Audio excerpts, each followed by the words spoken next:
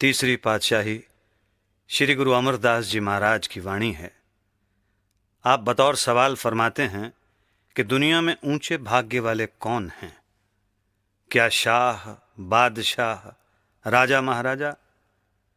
फिर खुद ही जवाब देते हैं कि नहीं, बल्कि ऊंचे भाग्य वाले वे हैं जिन्हें मनुष्य जन्म पाकर कोई पूरा गुरु, कामिल मुर्शिद मिल गया। सारी दुनिया की ओर नजर डालो, इस दुनिया की कोई भी चीज साथ नहीं जाती। न माँ, न बाप, न स्त्री, न बाल बच्चे, न बहन, न भाई, न कौम, न मजहब, न धन, न और कोई सामान। साथ जाने वाले दो हैं, एक सतगुरु, दूसरा शब्द, और इन दोनों के साथ प्यार नहीं। इसलिए सारी दुनिया खोटे भाग्य वाली है। मगर जो सतगुरु के पास जाते हैं, सेवा भाव रखते हैं, उसके हुक्म का पालन करते हैं, वो उनकी लिव सच्चे नाम के साथ जोड़ देता है। सच्चा नाम बिना किसी कौम और मजहब के लिहाज के हर एक के अंदर हो रहा है। सो जब तक कोई अंदर जाने वाला रूहानी मंजिलों का वाकिफकार महात्मा नहीं मिलता, हम अंदर नहीं जा सकते। सतगुरु का उपदेश क्या है कि तू और कुछ न कर, सिर्फ अपनी सूरत को उस शब्द के साथ जोड़ दे। इस तरह सतगुरु अपने शिष्य को सच्चे नाम के साथ जोड़ता है।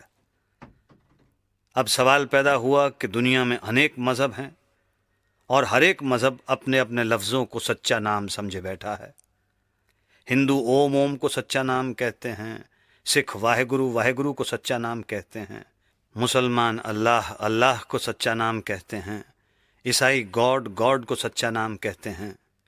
इसी तरह और मजहबों का हाल समझ लो। बेशुमार सच्चे नाम हो गए, शोर मच गया। अब कौन सा नाम है जो एक है और सबके लिए साझा है, जिसको सच्चा नाम कहें? इसका फैसला गुरु साहब आप ही अगली कड़ी में करते हैं।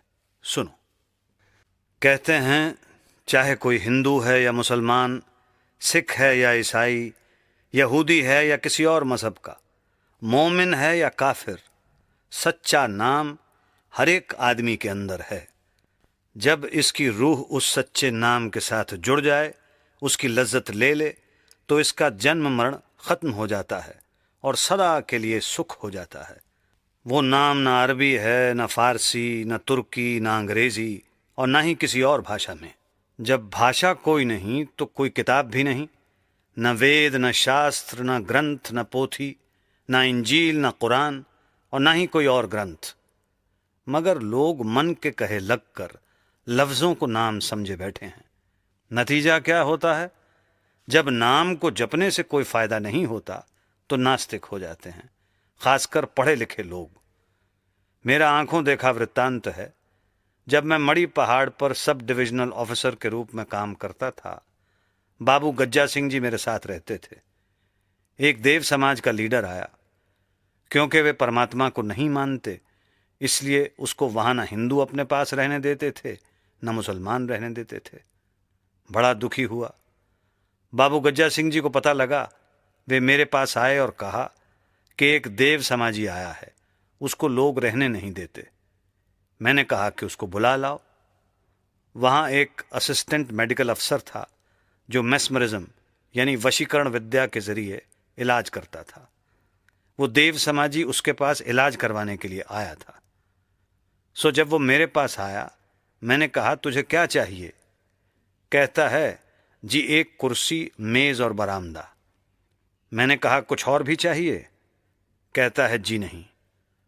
उसको वे चीजें दे दी गईं। बातचीत से पता लगा कि वो काठियावाड़ का बड़ा भारी पंडित है। परमार्थी ख्याल था।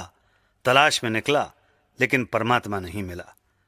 कहीं देव समाजियों के यहां आ गया। उन्होंने साबित कर दिया कि परमात्मा है ही नहीं। हमारे देव भगवान गुरु को, जो खोजियों में अपनी मिसाल आप हैं, ना मिला, ना और किसी को मिलेगा। मैं तो दौरे पर जाता रहता था। मेरे पीछे बाबू गज्जा सिंह जी सत्संग करते थे और वह सत्संग में आया करता था। कितने समय सत्संग सुनता रहा। आखिर एक दिन कहता है कि मुझे नाम दे दो। मैंने अभी इस बात का कोई जवाब नहीं दिया, बल्कि कई दिन इसी तरह खामोशी से गुजार दिए। एक दिन कहता है, जी आप मजदूरों को क्या दिहाड़ी देते हो? मैंने कहा 4 आने। कहता है, मैं 3 आने ले लूंगा, मुझे मजदूरों में शामिल कर लो। उसी समय वो बीमार हो गया। मैं उसे मजदूरों में शामिल तो क्या करता, कह दिया कि जब ठीक हो जाओगे तब नाम दे देंगे। आखिर वो बिना नाम लिए ही चला गया।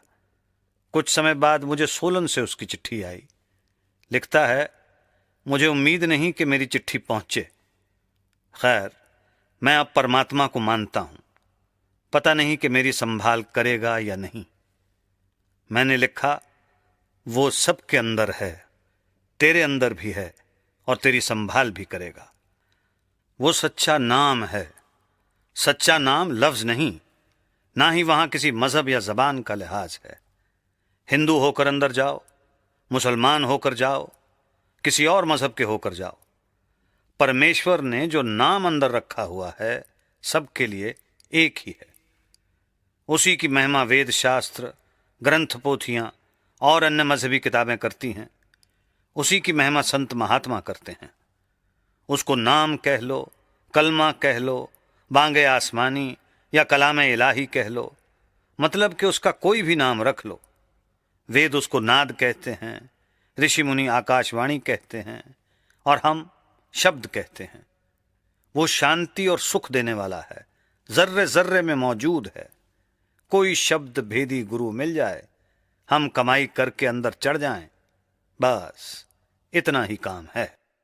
जब वो मालिक किसी जीव पर रहम करना या उसको बख्शना चाहता है तो गुरु से मिलाप करवाता है, नहीं तो कौमों की कौमें, मजहबों के मजहब लफ्ज़ों को जब जब कर मर गए, खाली आए और खाली चले गए। नाम लफ्ज़ नहीं, वो लिखने पढ़ने बोलने में नहीं आता। जब नाम की कमाई करोगे पर्दा खुल जाएगा और सच्चा नाम अंदर प्रकट हो जाएगा। कहते हैं, जब मालिक यानी नाम या इसमें आज़म अंदर बस जाए तो शांति आ जाती है। इसी तरह इसके अंदर अमृत बरसता है। जब ये उसको पीता है, काम क्रोध आदि वश में आ जाते हैं, मन इंद्रियां काबू में आ जाती हैं। वो गाने बजाने वाला शब्द नहीं, ना ही वो लिखने पढ़ने बोलने में आता है। इसी भेद को एक मुसलमान फ़कीर इस तरह प्रकट करते हैं, इस्म रा ख्वानी मुसम्मा रा बिजू, बेमुसम्मा इस्म कै बाशद निकू। ये सारी उम्र इस्म यानी वर्णात्मक नाम को जप जप कर मर गया, खाली आया और खाली ही चला गया। जब तक मुसम्मा यानी नामी या धुनात्मक नाम न मिले, नाम का कोई फायदा नहीं। कहते हैं, अगर मालिक कृपा करे, गुरु मिल जाए, वो शब्द का भेद दे दे, तो भी लोग नाम लेकर रख छोड़ते हैं, कमाई नहीं करते। उनके मन मैले हैं, अंतःकरण में दुनिया की मैल भरी पड़ी है। नाम तो ले लिया, मगर इस तरह जिस तरह कोई रोगी दवाई लाकर आले में रख छोड़े और खाए नहीं। जब तक दवा खाई ना जाए उसका असर नहीं होता। जिस तरह मालिक की कृपा के बिना पूरा गुरु नहीं मिलता और वो नाम नहीं देता, इसी तरह परमात्मा की बड़ी दया, अति रहमत हो तो जीव नाम की तरफ आता है, यानी नाम की कमाई करता है। ये ठीक है कि जीते जी मरना आसान नहीं, मगर बिना मरे यानी नाम की कमाई किए बिना बनता भी कुछ नहीं। अगर ये कमाई करे तो काम क्रोध हौमे ममता आशा तृष्णा, मतलब कि इसके अंदर जो जो बुराइयां हैं सब जल जाएं। अब नाम है या रूह है या परमात्मा। जब नाम की लज्जत आ गई तब ना लोभ है, ना लालच है, ना मोह, ना अहंकार, ना चोरी है, ना ठगी। कहते हैं, अगर नाम की लज्जत आ जाए तो ये जीते जी ही मुक्त हो जाता है। फिर ये नाम की मस्ती में मस्त रहता है, ना किसी के साथ कोई झगड़ा, ना किसी के साथ फसाद। लेकिन वो इन मस्तानों की तरह मूर्ख नहीं होता, बल्कि ज्यों ज्यों कमाई करता है त्यों त्यों बुद्धिमान यानी सेंसिबल होता जाता है। फिर एक सत्संगी ने पूछा, हुजूर कामकाज उसी तरह चलेंगे या महाराज जी ने फरमाया, हाँ, बल्कि पहले से भी अच्छी तरह। जो घर बार छोड़कर फिरते हैं वे घर का काम संभालने से तो रहे, बाहर भी जहां तहां खाते फिरते हैं। किसी का चोरी का, किसी का डाके का, किसी का कैसा, किसी का कैसा। क्या वो खाकर भजन बनेगा? कभी नहीं। सो बहादुर वो है जो दीन और दुनिया दोनों को जीत गया, यानी जिसने मेहनत मजदूरी करते हुए नाम की कमाई कर ली। वरना जो कुछ भी कोई देता है वो कोई ना कोई ख्याल रख कर ही देता है। यहां तक कि औरतें लड़कियों के सिर पर से वार कर देती हैं। फिर एक सत्संगी ने पूछा, हुजूर, जो हम हमेशा लंगर से खाते हैं, क्या हमें भी देना पड़ेगा? महाराज जी ने फरमाया, कर्जा उतरता है सेवा से, नाम की कमाई से। सुबह शाम दोनों वक्त भजन करो, नहीं तो ऊंट बनोगे या सांड या कोई और बोझा ढोने वाला जानवर। इसमें कोई लिहाज नहीं, सोच लो। जब अंदर पर्दा खुल गया, रूह रूहानी मंडलों पर चली गई, मुक्ति हो गई। ज्यों ज्यों ये ऊपर जाता है त्यों त्यों अक्लमंद होता जाता है, ना कि इन मस्तानों की तरह बेअकल। जिस तरह मजनू लैला का आशिक था। लैला बादशाह की लड़की थी।